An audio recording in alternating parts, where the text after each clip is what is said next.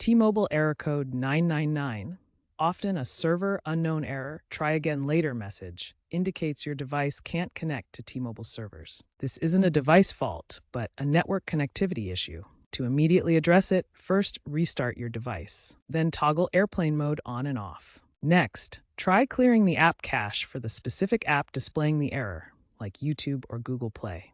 Finally, switch between Wi-Fi and cellular data to see if the error persists. This series of quick fixes resolves the issue for many users by re-establishing a stable connection to T-Mobile's network. If basic fixes don't resolve error code 999, advanced troubleshooting is needed.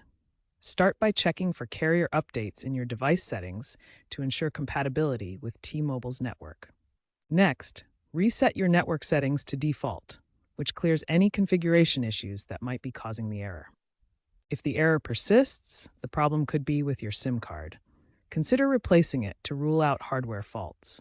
Also, temporarily disable any VPNs or firewalls that might be interfering with the connection to T-Mobile servers. As a last resort, contact T-Mobile support or perform a factory reset on your device to eliminate software conflicts.